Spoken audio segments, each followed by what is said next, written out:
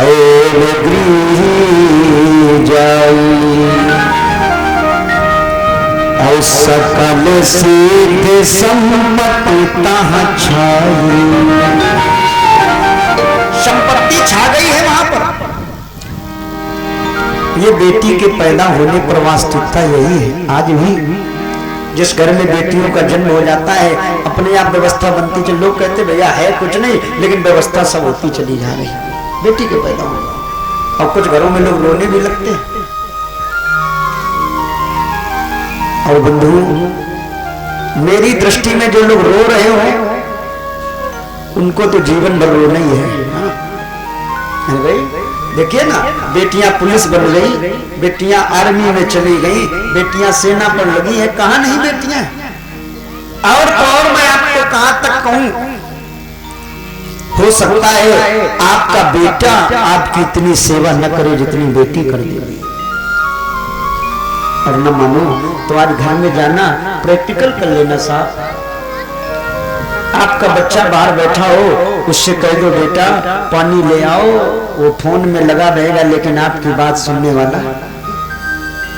अब बेटी को पता चल जाए मेरे माता पिता ने अभी तक भोजन नहीं किया है, वो भोजन नहीं करेगी, क्या कहेगी, पिताजी पहले आप भोजन कर लो तब मैं भोजन। ये कहते संपत्ति।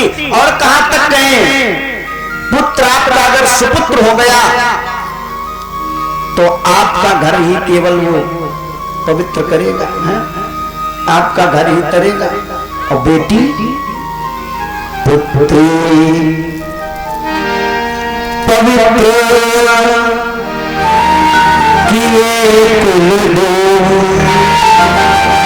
कन्या दो कुलों को पवित्र कर देती है। एक मायका ससुराल पक्ष, दोनों पक्ष तार देती है।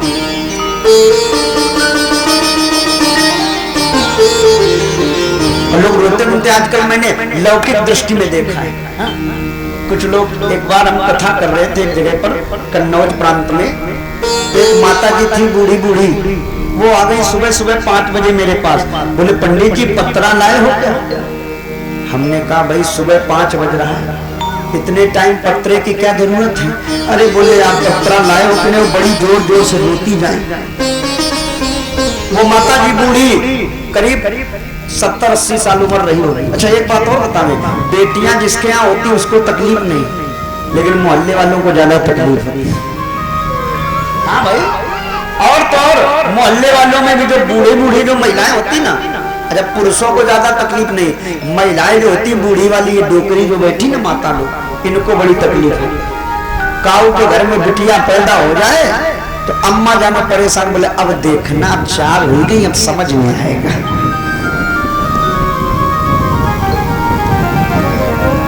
अरे कुछ लोगों को अब बताओ, उन माता जी के यहाँ, अब वो माता जी आ गई हमसे सुबह सुबह 5 बजे पूछने लगी, महाराज जी पत्रा लाए हो क्या। हमने कहा सुबह सुबह 5 बजे पत्रा की क्या जरूरत है। बोले कुछ नहीं, क्या बतावे, वो हमारे घर में पत्थर हो गया है। को पत्थर हो गया। हमने कहा ऐसा तो नहीं, ये भैया भारत है, कभी कभी लोग ऐसे रीतियों में पड़ जाते हैं, कभी कभी नहीं, कभी चोटी काटने वाला चलता है, कभी कभी मुंह नोचने वाला आ जाता है, कभी कभी रात में बोले सोना नहीं ना पत्थर हो जाओगे। तो हमने कहा भैया बात क्या है। वो माता रो के कहने लगी कुछ नहीं पंडित जी, हमारे घर में पत्थर हो गया, पत्थरा पैदा हो गया। हमको अच्छा, तो हमको कहा हुई, बोले बिटिया पैदा हुई गई। हमको अच्छा, बोले बुढ़ापे में एक और नातिन हुई गई। कहा बता मैं 6-7 हती और एक हुई गई, बताओ बड़ी परेशानी, महाराज सब पत्थरे पैदा हुई रहे। तो हमें गुस्सा आ गया। हमने कहा माता जी पत्थरा तो बाद में देखेंगे, पहले तुमसे निपटे। हमने कहा ये बताओ दादी, पत्थरा दिखवाने आए हो, कह रहे हो पत्थरा हो गया, पत्थर पैदा हो गए। अच्छा ये बताओ, आपके घर में नातिन हो गई तो पत्थर हो गया, और जब आप किसी के यहाँ पैदा हुई थी तो क्या पहाड़ हुआ था। सही बता रहा हूं, माता जी ने पूछा नहीं कि मूल है कि मुलैया, चुप पर चली गई। ये समाज का नियम, जबकि वास्तविकता क्या है। बेटियां देश की, बेटियां देश जाग जाए अगर तो युग स्वयं ही बदलता चला जाएगा। बेटियां देश की जाग जाए अगर युग स्वयं ही बदलता चला जाएगा। अगर बेटियां जग जाए, वास्तविकता आज कहां नहीं है। एक छोटे से प्राइवेट नौकरी से लेकर के सरकारी जो सबसे अच्छी पोस्ट हो वहां तक बेटियां पहुंच गई। पत्नियां सत्य पर, पत्नियां सत्य पर चले जाए अगर तो घर स्वयं ही संभलता चला जाएगा। घर स्वयं ही संभलता चला जाएगा। अगर आज भी बेटियां वास्तविकता है, कहां नहीं है, और फिर भी लोग रो रहे थे। वो महाराज हिमालय के यहाँ कन्या उत्पन्न हुई, प्राकट हुआ मैया पार्वती का। कहते जिस दिन से प्राकट हुआ है सकल सिद्धि सम्मति छाई। सकल सिद्ध संपत्तियां छा गई हैं और ये सत्य का है। हालांकि आज के दौर में एक बात और है, और दूसरी बात कह रहा हूं, एक पक्ष की बात। आज बेचारा माँ बाप जब कन्या पैदा होती तो वास्तविकता दुखी होता है। क्यों? क्योंकि आज लड़के वालों के बड़े भाव हो गए हैं। हाँ साहब, बड़े भाव। अगर लड़का कहीं अच्छी जगह नौकरी करता है ना तो देखना बिटिया वाली कन्या सयानी हो गई, पहुंच गए, भाई संबंध करना है, लड़का आपका अच्छी जगह लगा है, कैसे करोगे? तो लड़के वाले क्या कह रहे हैं? सुनिए, हमारी लड़का जो है ना हमारा, वो इस समय सरकारी जॉब कर रहा है, सैलरी तो 30,000 रुपए है महीने में, 30,000 रुपए तनख्वाह है उसकी, लेकिन ऊपरी आमदनी बहुत है। ऊपरी माने? हाँ, ऊपरी माने जो नीचे वाली आमदनी है। ऊपर माने कहीं पैसा आकाश से नहीं गिरता है, ऊपरी माने जो टेबल के बगल से नहीं ऐसे करके दे दिया जाता, वही वाला पैसा। नीचे वाला, वो ऊपर वाला वो तो नीचे वाला घूस वाला पैसा कितना है? बोले वो तो महीने में 1.5-2 लाख करोगा, तब तो बेटी अच्छी जगह पहुंच जाएगी। तो भैया कैसे संबंध करोगे? तो लड़का वाला क्या कह रहा है? ऐसा है, ज्यादा नहीं 20 लाख रुपए नगद, एक 4 व्हीलर, माने 20 लाख ये और 10 लाख और, मानो 30 लाख रुपए का संबंध होगा। अब देखना जरा, अब बेटी वाला बेचारा सोच रहा है क्या करे, कन्या है, अच्छा घर बर मिल जाए, जो घर बर कुल होए रूपा, क्या करे? तो बेचारा घर द्वार मकान बेच देता है। देखना, बेच करके अपनी कन्या की शादी कर देता है, और शादी करने के बाद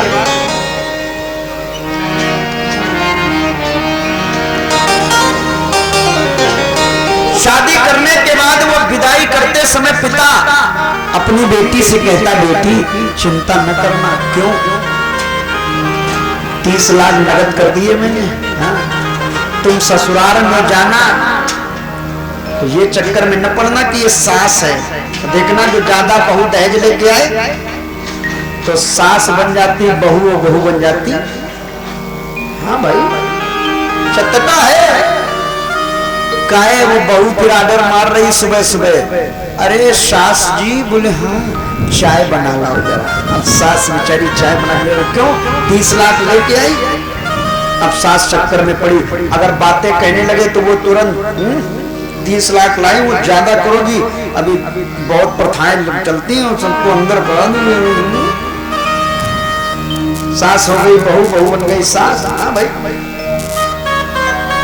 एक तो ये बात है दहेज देने के बाद घर बिगड़ता है। एक दूसरी बात मैं आपको बता रहा हूं,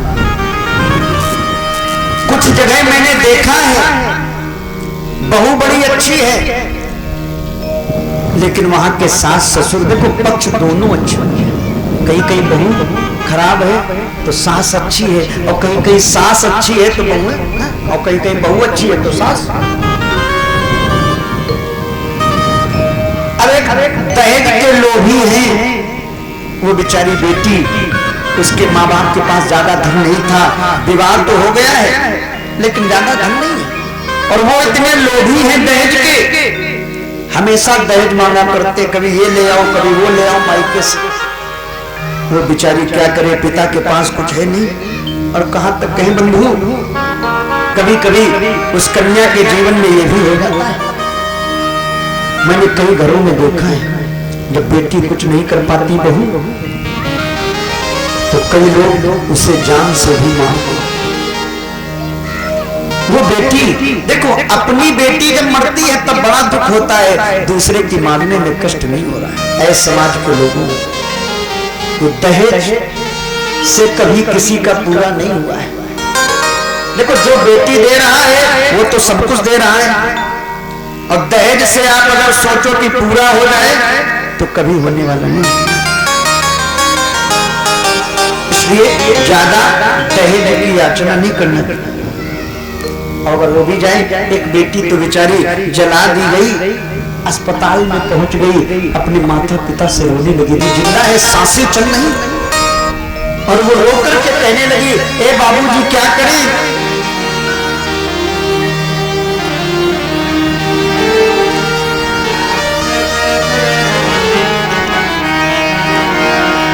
बाबूजी मेरी सास ससुर ने किया कमरे में बंद, और तेल की कटनी दौड़ के लाई मेरी छोटी में, और हाथ में दिया सगाई, दिया में आग लगाई, हाथ में दिया सगाई, दिया में आग लगाई। बाबू मेरे सास ससुर या कमरे में बंद, तेल की कटनी और लाई मेरी छोटी, हाथ में दिया सगाई, दिया में आग लगाई, हाथ में दिया सगाई, दिया में आग लगाई, हाथ में दिया सगाई, दिया में आग लगाई।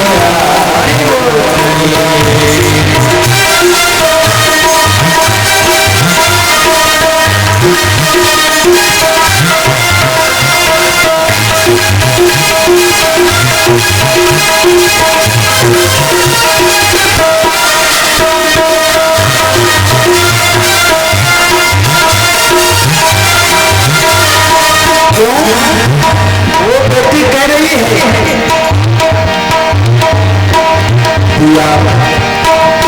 देवर मेरे तुझे मांगे, सास मांगे स्कूल, देवर मेरे मांगे, सास मांगे स्कूल, देवर मेरे स्कूटर मांगे, सास मांगे,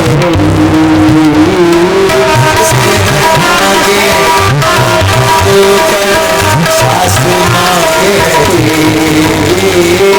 कभी सास कह रही टीवी ले आना, कभी देवर कह रहा स्कूटर ले आना, कभी सास कह रही स्कूटर ले आना, कभी वो कह रहा फ्रिज ले आना। ये तो चलती रहती है। अरे देखना कितना भी बड़ा पर्चा बन जाए, पर्चा बनने के बाद लड़के वाले फिर कहते मुझे वैसा है, और बुआ जी आ जाए तो इससे पूछ के फोन करके बताएंगे 2-4 चीजें रह गई। सास की मांगे और देवर मांगे स्कूटर, सास की मांगे देवर मांगे स्कूटर, ननद हमारी ऐसी कहती, ननद हमारी ऐसी कहती, ननद हमारी हमारी ऐसी कैदी मुझको भाभी नहीं पसंद, हाथ में दिया सराय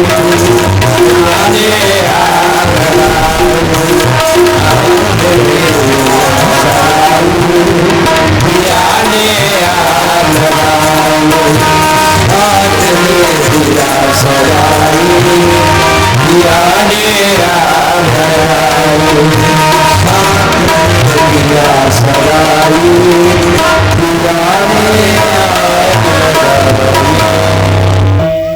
हाथ में दिया सराय।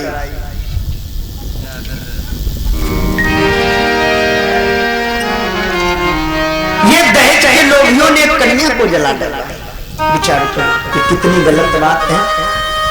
महाराज जिस समय हिमालय राज के यहाँ कन्या का जन्म हुआ, नारद जी ने सुना, इन्हें मालूम हो चुका है ये कोई और नहीं, ये तो मेरी सती मैया पार्वती बनकर के आई। तो नारद जी पहुंच गए। नारद समा शार सब पाए, कौतुक कहीं गिर गए सीधा। हिमालय राज के यहाँ पहुंचे जाकर के नारद जी को जिस समय देखा, हिमालय राज ने आकर के तुरंत प्रणाम किया पत्नी के सहित, नारद जी को बैठाला। अब कोई ज्योतिषी घर में आ जाए तो लोग क्या करते हैं, कोई अच्छे विद्वान पंडित जी ज्योतिषी आ जाए तो लोग क्या करते हैं, मेरे महाराज ऐसा करो, इस समय बहुत दशा खराब चल रही, कुछ देख लो जरा बता दो। ऐसे ही या कुछ लोग अपने बच्चों के लिए पूछते हैं, कुछ अपने लिए पूछते हैं। नारद जी घर में पधारे तो हिमालय महाराज अपनी कन्या को ले आए। त्रिकालज्ञ सर्वज्ञ तुम, गति सर्वज्ञ तुम्हारी,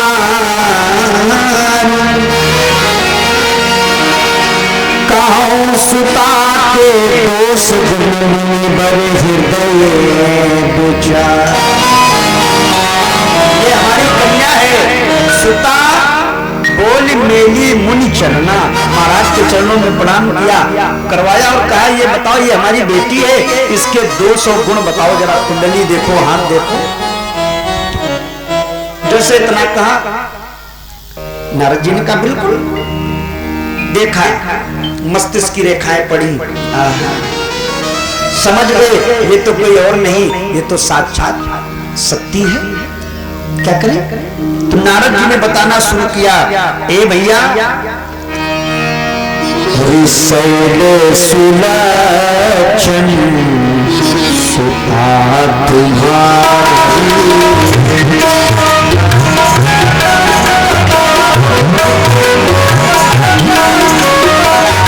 सुंदर सहाज सुंदर सहज सुशील नाम उमा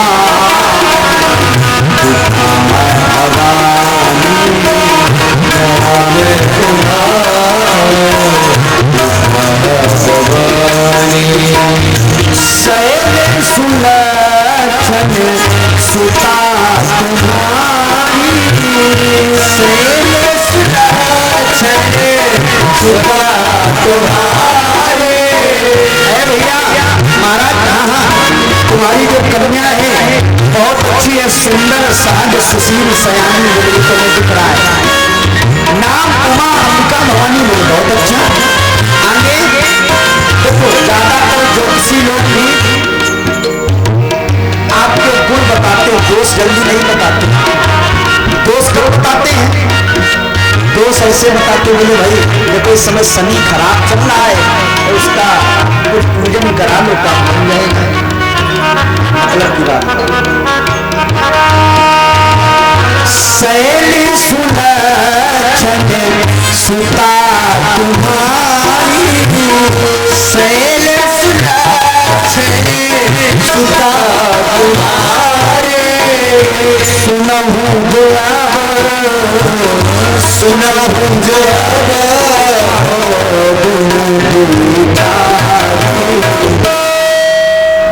अवगुण सुनो। अभी तक केवल गुण बताया, अब गुण बहुत थोड़े रूप में बताया, और ज्यादातर यही होता है। किसी भी आचार्य को बुलाओ, गुण थोड़े में बताएगा, बोले ठीक है नौकरी तो लग जाएगी, लेकिन बोले कमी का, बोले कमी ये है कि इस समय इसका गुरु ठीक नहीं है, इसका पूजन करा लो। अब इन्होंने भी गुण तो बहुत सूक्ष्म रूप में बताए, देखो, और अवगुण बताना शुरू किया। बोले सुनो क्या, बोले सुनो मुझे अब अवगुण दुई चारी, दो चार अवगुण भी सुन लो। बोले महाराज वो तो जरूर बता दो, अवगुण के बगैर हाँ, अब सब में गुण हो जाएंगे, अवगुण नहीं होंगे तो काम कैसे बनेगा। और देखो कितना भी अवगुणी व्यक्ति हो उसमें एक गुण होता है, बहुत अच्छी बात है। कितना भी खराब व्यक्ति हो, अवगुणी हो, उसमें भी एक गुण होता है, और कितना भी गुणी व्यक्ति हो उसमें भी एक अवगुण, कितना भी गुणी व्यक्ति हो एक अवगुण जरूर होगा। जैसे एक बार में एक गुरु का चेला था,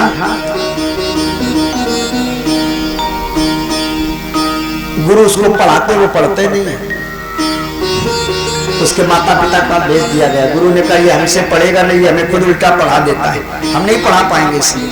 माता पिता के पास गए, माता पिता ने सोचा भाई ऐसा सुना है कि जो ज्यादा लड़का परेशान कर रहा हो, बड़ा समाज से अलग चल रहा हो, बड़ा अवगुण कर रहा हो, उसकी शादी करवा दो, बोले सुधर जाता है। क्या करें? हाँ भाई सब लोग कहते बोले शादी करवा दो सुधर जाएगा। तो उस माँ बाप ने सोचा लाओ जरा अपने लड़के की शादी करवा दी जाए। तो लड़के की शादी करवा दी। लड़की वाले आए, बोले भाई आपके लड़के के अंदर गुण क्या है? बोले गुण तो 100 हैं लेकिन 2 कमी है, बस 2 गुण कम है, बाकी 98 हैं 100 में। ये ठीक है, 100 में 98 है, काम चलता रहेगा। 2 तो कम है, 2 अरे 98 है, 2 नहीं है, कोई बात नहीं। शादी हो गई। शादी के बाद ससुराल वालों के यहाँ जिस समय सूचना पहुंची गई तो बड़ा परेशान किए लड़की को। तो वो लोग समझाने आए तो वो समझे ना, तो उन्होंने उसके बाप से कहा बोले आप तो कहते थे लड़के में 98 गुण है, 2 कम है। तो बोले हाँ सही तो कहते थे साहब, 2 ही तो कम है। बोले कौन? बोले पहला तो ये है ये कुछ जानता नहीं है। पहला गुण ये है कि ये कुछ जानता नहीं है, और बोले दूसरा ये है ये किसी की मानता नहीं। अब बताओ इसके अंतर्गत सब कुछ आ गया, 2 अवगुण में सब कुछ समाहित हो गया। बोले सुनो जी अब अवगुण 2 कौन? अगुण अमान मात पितुहीना उदासीन संशय सब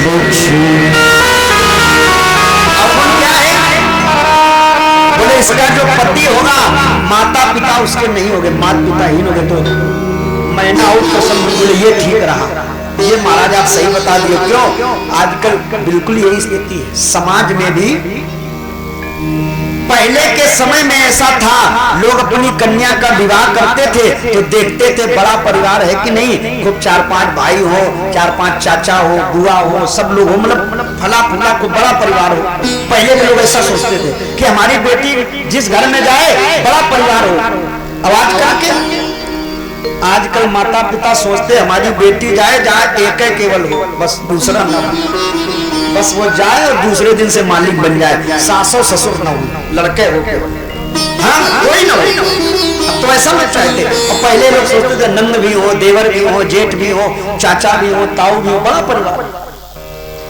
तो जैसे नारद जी ने कहा बोले इसका जो पति होगा मात पिता से हीन होगा। बोले ये तो ठीक है, जितना कम परिवार होगा बिटिया को उतने रोटी कम बनानी पड़ेगी। फिर जोगी जटिल काम नगन अमंगल देश अस स्वामी एहि काम हंसतो असुर। इसकी हाथ योगी होगा, जटिल होगा, अकाम मन होगा, नगन अमंगल। ये क्या कह रहे हो? बोले ये सब गुण और दोष बता रहे हैं, बर में ये गुण है, ये दोष है। बोले ऐसा बर होगा क्यों? सुनने गिरा सत्य जिय जानी, दुख दंपते उमाहरसम। जैसे इतना कहा, दोनों पति पत्नी माने महाराज हिमालय को और मैना को तो दुख हुआ। बोले हमारे बेटी का माने जो हमारा कुंवर होगा, जो दामाद होगा, वो ऐसा होगा, नगन मंगल ऐसा होगा। लेकिन पार्वती मैया को बड़ी प्रसन्नता हुई। बोले चलो हमारा पति बड़ा अच्छा होगा। देखो आज भी विवाह होता है, फर्क कितना है, विवाह चलता नहीं ज्यादा दिन। हाँ भाई, कुछ लोग कहते हैं ना महाराज शादी होके आई 6 महीने बाद डिवोर्स तलाक हो गया, चल नहीं रहा विवाह। क्यों? क्योंकि आजकल जो विवाह हो रहा है बराबरी का नहीं हो रहा है। आजकल व्यक्ति सब कुछ देखता है। अच्छा, यहाँ काफी महिलाएं बैठी, आप लोग सही बता दो, जब आपके लड़के की शादी होती है तो सबसे पहले देखने कौन जाता है? हाँ? या तो सास जाती है, ननद जाती है, और सब कुछ देखती है, स्वभाव कोई नहीं देखता है। और कितना भी व्यक्ति सुंदर क्यों ना हो, स्वभाव उसका अच्छा नहीं, उसकी सुंदरता बेकार है। स्वभाव अच्छा होना चाहिए। और महिलाएं जाती है, उसको ढोलक बजवा के देखती, बहुरिया ढोलक बजा लेती है, नाच लेती है, गाना गा लेती कि नहीं, सिलाई कढ़ाई कर लेती कि नहीं, ये सब देखती। स्वभाव कोई नहीं देखता है। तो अच्छा सही बताना, जब शादी होके आती तो झगड़ा सबसे पहले किससे होता है? बोलो आप। या तो पहले ननद से होता है या तो सास से होता। बोले तुम ही निपट लो, तुम ही गई थी ना देखने। हाँ, पार्वती को बड़ी प्रसन्नता हुई। क्यों? बोले हमारा पति बड़ा अच्छा है, दुनिया से उसे कोई मतलब नहीं। जोगी जटिल अकाम मन, अकाम मन, उसका जब मन ही नहीं होगा तो वो किससे दुनिया से मतलब रखेगा? बहुत अच्छा है, यही होना चाहिए। ये तो बात सोच रही। नारद जी इतने में बोल पड़े, बोले महाराज मैना जी, हाँ हाँ, हिमालय जी, हाँ, जे जे बर के दोष रखा है,